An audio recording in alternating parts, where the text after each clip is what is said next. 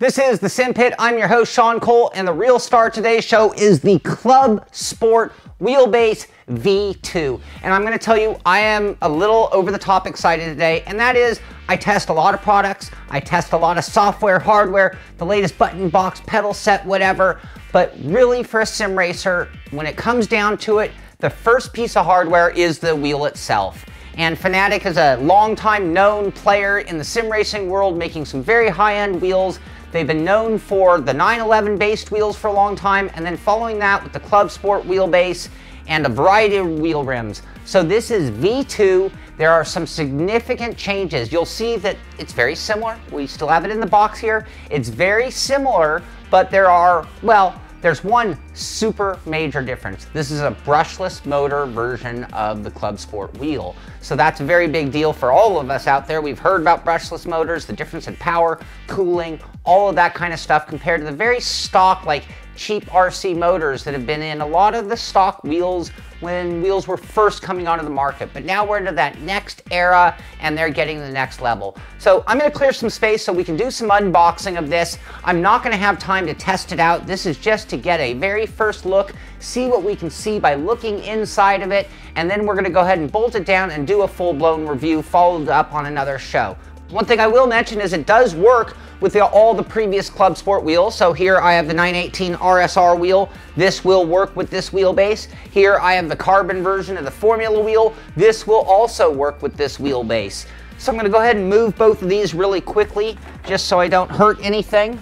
And then let's go ahead and take a look at what is inside of the new Clubsport Wheelbase box. So I'll turn it around. I mean, a lot of the features are very similar. It's still a 900-degree wheel. It's still PC and PS3 compatible.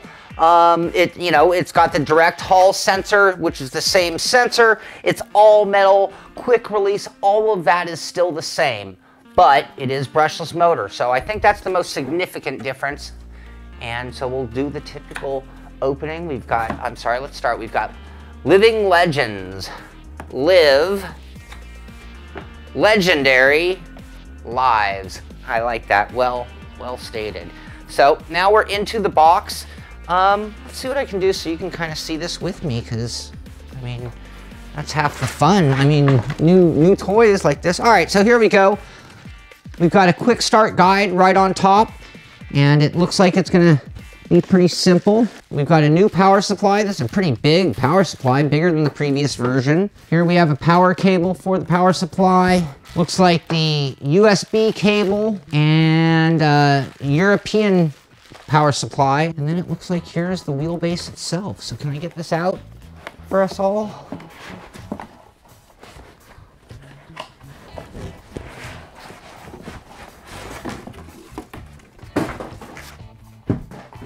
Not bad. All right, there we go. So, go like that. Go ahead and open this up in the Fanatec bag, which are kind of cool. And boom, okay. I see one huge difference right off the bat. There is a little chrome ledge around the lip. Other than that, the face looks the same, the quick release, the button, all that looks identical. I can't see any differences. We have the same mount, and then we have the same casing, it looks like. I actually have my Clubsport wheelbase right here. So let's go ahead and see what we can see differently. Ah, I just noticed another big difference. This has a very clear window, and this has a tinted window. So there are a couple very small styling effect differences that I'm noticing right off the bat, but everything else looks the same. The mechanism, I'm turning it, ooh. Oh, okay. I am really over the top, extremely thrilled. I cannot wait to try this. This is one huge difference I'm feeling right off the bat.